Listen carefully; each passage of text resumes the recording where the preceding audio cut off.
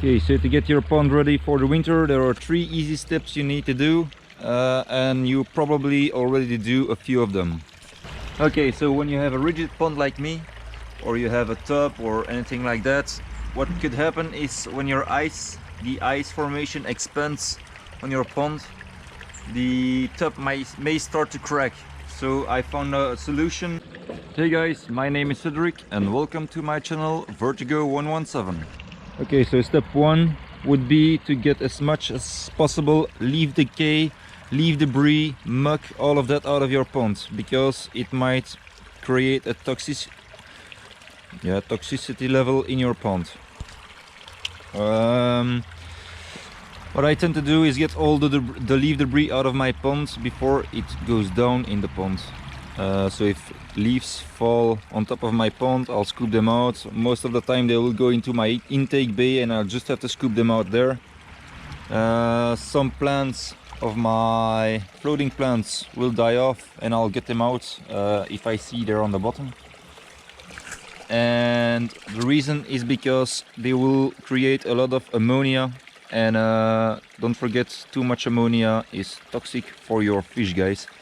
Because you're getting into winter, your beneficial bacteria will start to go to sleep, as well as some will die off because of the cold.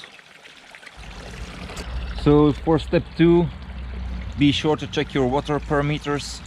It's very important to check those. The GH, the general hardness, needs to be on point. Your carbonate hardness needs to be on point, and your pH level needs to be on point as well. When your GH level, so your general hardness level, will be on point, your pH level won't fluctuate as much. When you need to put GH or any other product in your pond, please don't do everything at once. If you have a big difference in what it should be, do it in more days. So perhaps do it today, in 2 to 3 days you add a bit more, and if you still need to add more after testing your water, then do it 2 to 3 days afterwards as well. All that to not shock your fish and to keep them healthy and safe. So I just tested my pond with my test strips and everything is spot on except for the pH. The pH should be a bit higher, but with the next step you'll see, if you add the next step, the pH will rise a bit due to the alkalinity of the salt. Okay, now for step 3, I'm not sponsored or anything. For step 3 I will salt my pond a bit. So I will put salt in it so that it's 1% saltage.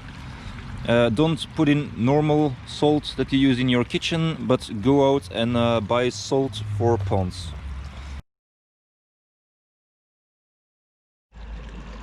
Okay, before you head out and rush to the store to get some pond salt, you need to know that you have to treat some parasites before you add salt to the pond.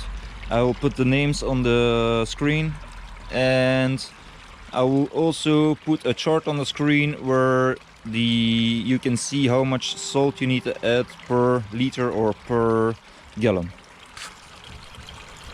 Okay, you might ask yourself, why should I add salt to the pond? Well, it's good for the slime coat, it will make it a bit thicker, and it's also good for osmosis. What happens with osmosis? If your fish have too much salt in their body or not enough salt in their body, through osmosis it will go through their skin.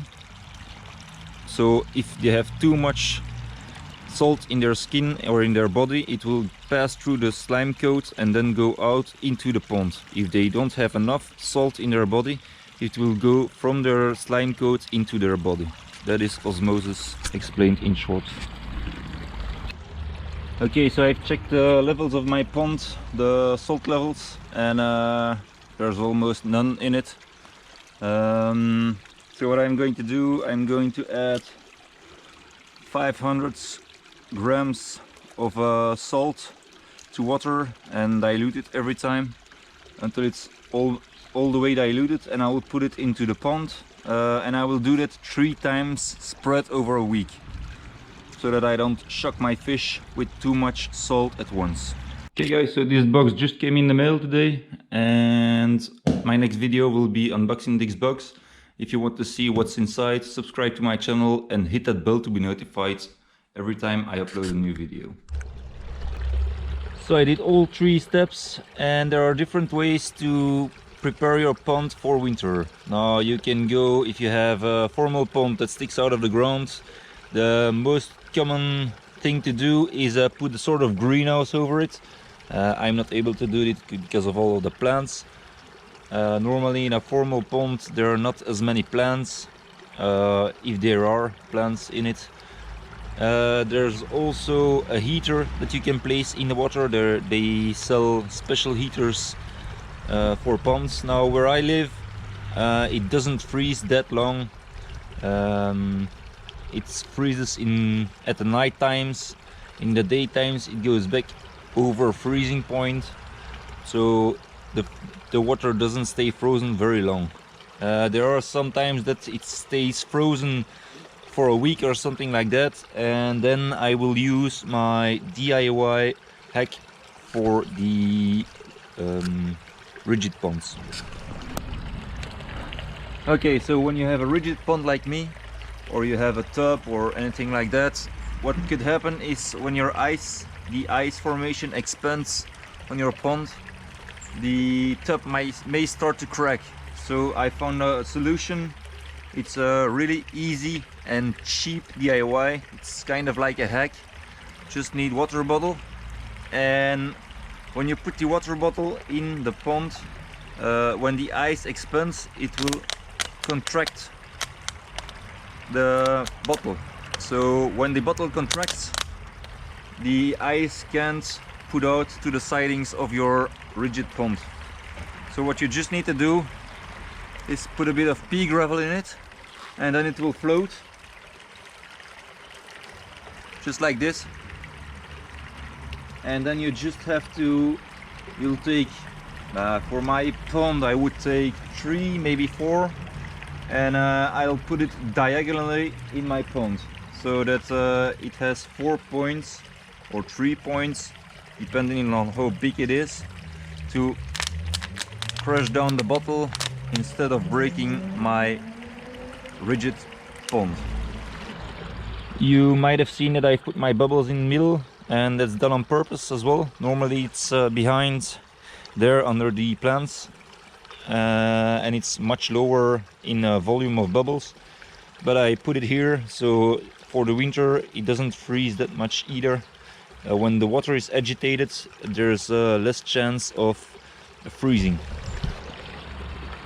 Now, because here in Belgium it doesn't freeze that much, not where I live actually, I'm not going to shut down the pump and get it out. I'm just going to leave everything run as it is, unless it really freezes for a week or 2 and they give proper hard freezing temperatures, then I will shut it down and get it out. But for now I will show you how I put the DIY device in the pond. There you have it. That's how I will attach my DIY anti-freezing system or anti-cracking system for a rigid pond.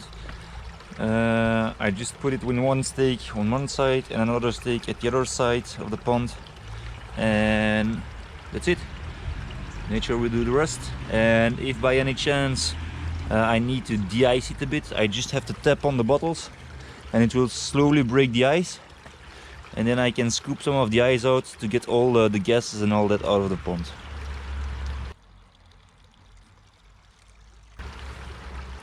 I hope you guys enjoyed the video. If you want to see more videos like this, please subscribe to my channel, and be sure to subscribe to see what's in the mystery box. Stay tuned, and I will see you on my next video. Take care, guys.